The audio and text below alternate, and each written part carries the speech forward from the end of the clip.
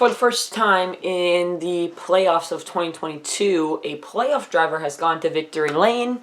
And for the first time, I think I can say we had a predictable, well done, good, solid NASCAR race. And it came at the most unpredictable, one of the more sloppy racetracks on the schedule. Does that sound right to you?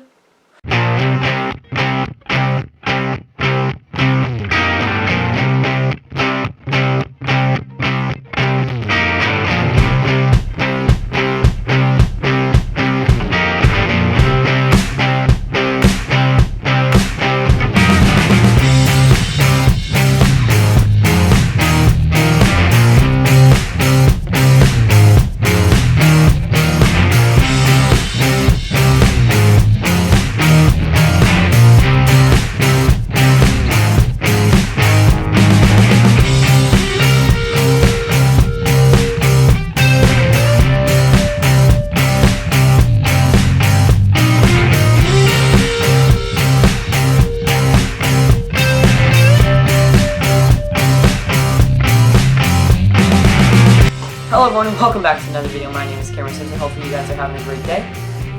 Because I am. Anyway, I would love to talk about all these things that we have going on in today's race, including not limited to the playoff picture, because drivers who got big giant penalties in the NASCAR week find themselves in a pretty deep hole when it comes to the playoffs.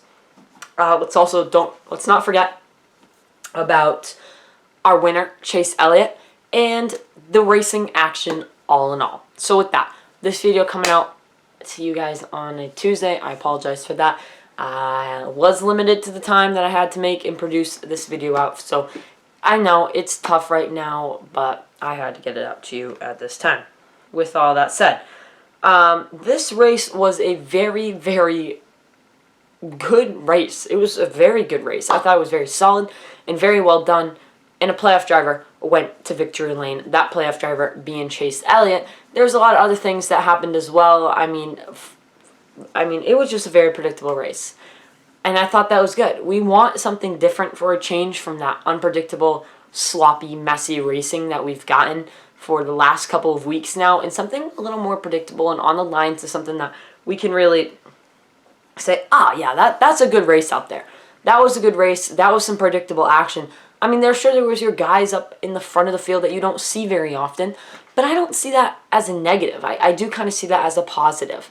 And when you have those drivers that, I don't see him up front every week. All right, I don't see this guy up front every week. I think that is very good, and I mean, I pretty much enjoyed it. You also have playoff drivers that had really, really, really rough days, and when you look at the playoff points, you'll see that on full perspective. Drivers that find themselves in must-wins, drivers that got themselves knocked into wrecks, and stuff like that. One driver in particular, who I don't necessarily think finds themselves in a must-win, but does indeed find themselves really tough playoff spot after this week, that being William Byron. He was given a big boy penalty for what happened last week in Texas with him and Denny Hamlin. The hammer was put down. There's a chance this week that the hammer might be lifted back up. They have appealed. Maybe less points will go out. I think it was a very harsh penalty. NASCAR, I mean, we're so hard on NASCAR because, like, I was saying, this guy should definitely be fined. I don't know why he hasn't been fined, blah, blah, blah. And now I'm saying they came too hard on him. They need to have a happy middle. One thing I hate about NASCAR is all the judgment calls, and I get it in sports. I'm a referee myself for hockey. When it comes down to it, judgment calls are the name of the game. You're out there to make these judgment calls, but you have a rule book to go by and all of that, and you're the one official out there that can make that decision. In NASCAR, it comes to a whole bunch of these guys, and I feel like these penalty rules aren't in the moment. Like, when you make a penalty call in any other sport, it's in the moment, and there's no taking it back. For NASCAR, I guess it has to be a little different, but it's days later or after all of this goes down that NASCAR throws the penalty hammer down. And they threw the penalty hammer down, I say a little late, and the hammer went really hard on William Byron. So that's a playoff driver that finds himself in a tough hole. Alex Bowman finds himself in a really, really, really must-win situation, I can officially declare. He finds himself really tough going into next week and in the weeks to come. I hope he can do well. I can see him potentially progressing better.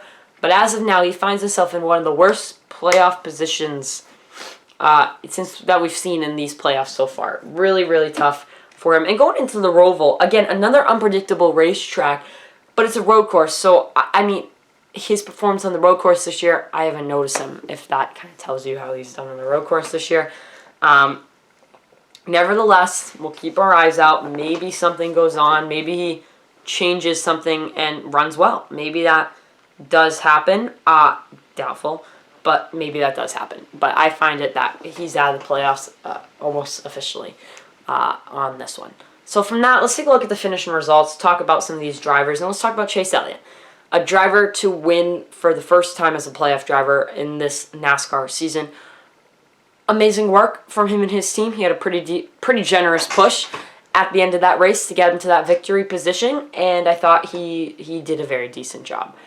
I'm not going to say that he's the best of the best, blah, blah, blah. I mean, he's very good at these road course races, and he finds himself, in my opinion, puts himself very well towards the championship. A driver that found himself below the cut, pretty close to below the cut line coming into this race. Finds himself in a prime spot to go out and potentially win another NASCAR championship. I mean, he finds himself in a really, really good spot. So I'm hoping for I have no stake in the game anymore for the championship besides my prediction. So I'm rooting for Denny Hamlin. But for the most part, I have no stake in the game besides that. So Chase Elliott finishes first today. Great run for his team. Ryan Blaney, another playoff driver who has not yet won a race this season. He's strictly on points, no wins. His first win could come next week. He finds himself in a really decent points position, round to 8 bound, as long as everything goes well at the Roval. Michael McDowell finishes third. Ross Chastain, another playoff driver, gets a top 5. Kudos to Michael McDowell, by the way. I thought he had a chance to win the race at the end.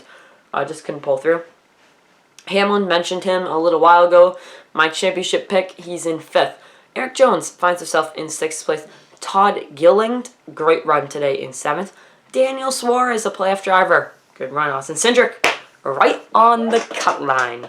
Finds himself in 9th. Chase Briscoe in 10th. Landon Castle in 11th. Willie B in 12th. Austin Dillon in 13th. Eric Almirola in the 14th position. And Justin Haley is the top 15. Really good runs for Justin Haley recently. I just wanted to point that out. He's ran very decent these last couple of weeks, and I mean, kudos to him. All right, the notable finishers outside of the top 15 here that we might want to mention, playoff drivers-wise, Christopher Bell, 17th, Larson, 18th in this race, Logano, 27th, finds himself in a really rough position back there. And in last, Ty Gibbs. Where is the 48 car, though? He is nowhere to be found. Oh, yes, that is right. That is because Alex Bowman is out on concussion protocol. He finds himself in must-win next week. Because of that injury that he had to the back of his head, he puts himself in the concussion protocol situation. So that's really tough for Alex Bowman. Speaking of the points, let's look at the points here quickly. Chase Elliott in yellow, he's locked into the next round of the playoffs. Followed by him, Blaney. Like I said, 32 points to the good. Anything could happen next week. For the most part, I would say that's a very good. I would be comfortable with 32 points to the good. Chastain, Hamlin. Besides that, the rest of these drivers, not comfortable, have to run well next week. Those include Joey Logano, Kyle Larson, Daniel Suarez, Chase Briscoe, Austin Cindric, William Byron, Christopher Bell, and Alex Bowman. All these drivers need to run well, and the last 4 need to run extremely well, and one of them needs a win. Joey Logano, 18 points to the good. Road course racing this season? I haven't really seen him. I don't think we've talked about him much at a road course. So going into this week, he needs to be aware of the fact that, hey, first road course of the season. All right, we got this. But what we need to do is also understand that we just got to run with the field here. We don't need to and outdo ourselves. Larson, he's a splendid road course racer. I think he'll be fine. He might even win. Suarez, another really good road course racer this season. Like I said, he might win. No doubts in my mind that he could potentially go out and win this race. Then we have Chase Briscoe. Again, a guy that's been in and out these playoffs when it comes to road courses. I mean, watch him, I guess. Cindric, a good road course racer. A good road course racer. I think this is his best. I would want to be him in this situation.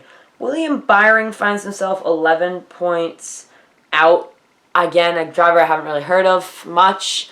At road courses, I don't see him getting out of this round. Bell, he might be in a must-win situation, folks. I mean, he finds himself in a really rough spot, and he might be must-win. And Bowman is must-win, and road courses just don't really seem good for him. So that's the playoff picture. That's my thoughts on it so far. What a crazy race. Let's talk about it. And I say crazy because of the reverse psychology, kind of how calm this race was and how good this race was for a change. It proved that super speedway racing isn't all chaos at every turn. There is some skill to this. There is some greatness to this. And there has always been. I am a big super speedway guy. I think it's something that's so unique to NASCAR. Every other motorsport goes to road courses. Every other motorsport goes to half miles. Not every motorsport goes to short tracks. And not every motorsport goes to super speedways. It's those niches that NASCAR has that makes us so good. And when we go to these racetracks, it's always a spectacle. The crowd's always good. The ratings on TV are always high. And today was no different. I hope the ratings were up. The stands looked pretty good to me. The fans were in attendance. And the racing action was good. There was no real big one today. There was a wreck, but no real big one. And the field was competitive throughout. There wasn't amazing drivers that had amazing chances of winning sitting on pit road for no fault on their own. Sure, there was some exceptions to that, like Harrison Burton looked like he had a fast car. He got wrecked. And the safety never came up either, which was really good. Next Gen car safety has been in the realm of news for the last weeks. I think it will be throughout the summer and throughout these next couple weeks. I mean, there was rumors that the drivers might go on a strike and not really race in today's race. They ended up doing not that, which was very good. So with all that said, I will hit the gas in this race, and I will give it an A-. Just barely an A-.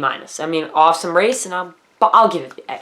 I'll give it the A. I'll be the good guy today and give the race an A. After so many weeks of negative scores, and I hit the brakes last week, I hit the gas with an A- is a very, very good score for all of them. Thank you guys so much for watching. If you enjoyed it, hey, there's a like button down there. Hit it. There's a subscribe button if you haven't subscribed.